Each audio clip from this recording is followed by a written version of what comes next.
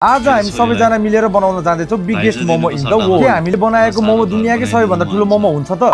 All right guys, welcome to my mini blog. गाई हो हजुर सबै सन्चै हुनुहुन्छ होला, म पनि एकदम सन्चै छु। आज त म घरमा एक्लै थिएँ, त्यसैले 100 रुपियाँको मासु ल्याएर मस्तले भुटेर एक्लै कराईमा हालेर खाएँ। खाना खाने बित्तिकै म छिटो छिटो गरेर रेडी भएँ, किनभने मेरो भाइको लागि भर्ना हाल्न। हजुरहरूले धेरैजनाले सोध्नुहुन्छ कि यो भाइ को हो भनेर। यो चाहिँ मेरो आन्टीको छोरा है साथीहरु। म, मेरो भाइ, मेरो फिटे भाइ र मेरो काले भाइ, हामी 4 जना भएर लाग्यौँ भर्ना हाल्न तर्फ। मेरो भाइलाई जुन स्कुलमा भर्ना हाल्न लागेको छु त्यही स्कुलमा म पनि पढेको थिएँ। म यो स्कुलमा 6 क्लासदेखि 10 क्लाससम्म पढेको थिएँ। आज त्यहाँ जाँदाखेरि पुरानो दिनहरूको याद एकदमै ताजा भयो। भर्ना हाल्ने काम सकिसकेपछि हामी सिधै गयौँ होटलमा। पुगेको त 81 हावाहुरी पो चल्न थाल्यो। एकदमै ठुलो हावाहुरी चलिसकेपछि पानी पनि बरर पर्न थाल्यो। मेरो मम्मी चाहिँ हाई क्वालिटीको मोबाइलमा हाई गर्छु भनेर चाहिँ रमाउँदै हाई गर्नु भएको छ। पानी परेको भएर मलाई तातो तातो चिया खान मन लाग्यो, त्यसैले मम्मीले चाहिँ चिया बनाएर रेडी बनाइदिनु भयो। काले भाइ, फिटे भाइ, म भएर चाहिँ मस्तले चिया पाउरोटी इन्जोय गर्दै खाएँ। भाइलाई त चिया मन पर्दैन रे, त्यसैले बाहिर गएर हेरेको के गर्दै छ भनेको त भाँडा धुँदै रह्यो। त्यसपछि म रेडी भएँ biggest momo in the world बनाउनको लागि। मम्मीलाई कुनै पनि आइडिया थिएन ठुलो मोमो बनाउने भनेर। म पनि भाइलाई लिएर भर्ना हाल्न गएको, त्यहाँ पनि धेरै समय लाग्यो। यहाँबाट होटलमा आउँदाखेरि त मोमो त टन्नै बनाइसक्नु भएको रहेछ। धन्न हामी आउँदाखेरि मोमो बनाउँदै हुँदो रहेछ, त्यसैले अलिकति भए पनि हामीले किमा राख्यौँ। अब दुनियाँकै सबैभन्दा ठुलो मोमो बनाउन नसके पनि अहिलेसम्मकै हाम्रो होटलको सबैभन्दा ठुलो मोमो बनाऊँ भनेर हामी लाग्यो मैदा बेल्नको लागि। मैदा हामीले नाङ्लोमा राखेर बेल्न थालेको त बेल्नाले त हुँदै भएन कि, त्यसैले बियरको बोतल युज गरेँ। बेलिसकेको मैदामाथि मैले बाँकी भएको किमालाई हालिदिएँ, त्यसपछि लाग्यो बुट्टा भर्न तर्फ।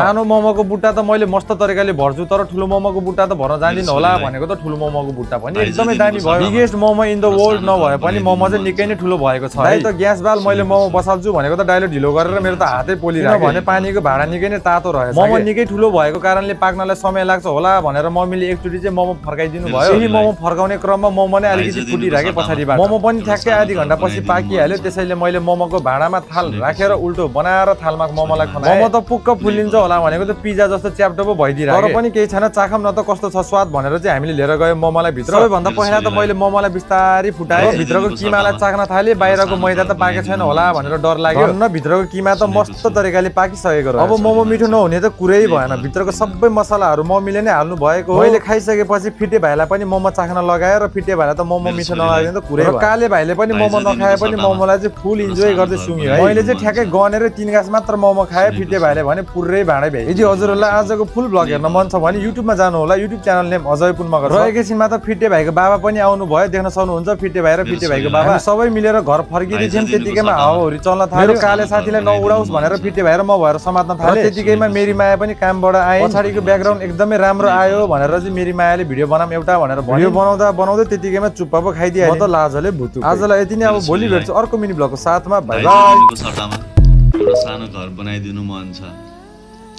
सुनेको